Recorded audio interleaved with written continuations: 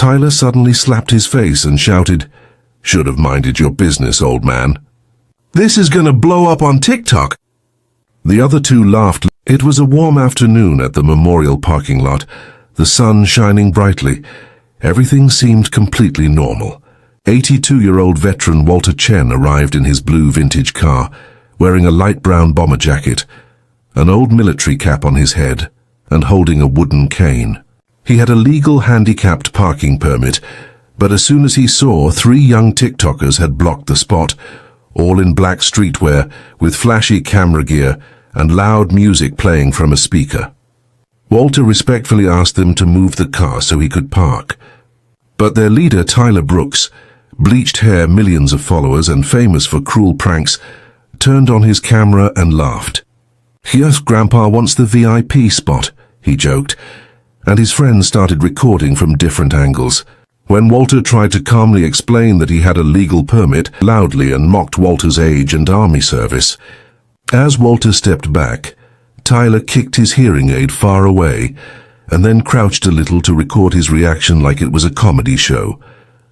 But they didn't know that nearby at the biker clubhouse, the Iron Eagles Motorcycle Club's 40 bikers were having their monthly meeting, and they had seen everything through the window. As soon as Tyler raised his hand again to hit Walter, the club president Tank stood up and said in a deep but thunderous voice, "Brothers, we've got a situation." The clubhouse doors burst open, and 40 bikers came out in formation, their boots echoing throughout the parking lot. The TikTokers' laughter instantly stopped. When they turned back, they saw bikers surrounding them on all sides. Tank's voice thundered like lightning. "You just signed your death warrant?" "Boy."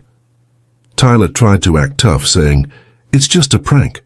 "Bro, but Hammer," a huge biker with tree trunk arms, growled, "You just assaulted a war hero." Walter told them to stay calm, please. No violence. But the biker's attention was on Tyler. Tank ordered him to delete the video.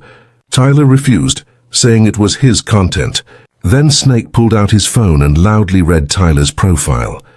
3.2 million followers, previously pushing a homeless man in traffic, and destroying a child's birthday cake. Everything was on record. Tyler tried to run, but Hammer clotheslined him in 3 steps, slamming him to the ground. His expensive camera fell, and Tyler screamed, "That's a $10,000 camera." Tank stepped on it and said, "Now it's a $10,000 piece of trash." Tyler threatened to call the police. Tank smiled. "Go ahead. Let them know you assaulted a disabled veteran, on camera." Then Walter stepped forward, standing tall and proud. "Son," he said to Tyler, "do you know why I'm here?" Tyler nodded fearfully. Walter pointed to the memorial wall. "Corporal Tyler Patterson. My best friend. He jumped on a grenade to save my life when he was your age. His last words were for me to live a good life for both of us. For 50 years I've been living that way." All the bikers stood silently, only in respect. Walter's voice grew strong. "You share his name, but not his character. He died for something meaningful, and you live for meaningless views." Tyler's attitude broke. He muttered a quiet sorry, but Walter looked into his eyes and said, "You're not sorry. You're just scared." Tank ordered him to delete every video where he had hurt or insulted someone. Tyler's hand shook as he deleted them. Then he was forced to record a public apology. Hammer lifted him by one arm until he agreed. In the bright afternoon sun in front of everyone, Tyler recorded his most uncomfortable video, apologizing. Walter forgave him, saying, "I've seen real violence. Apology doesn't mean there are no consequences."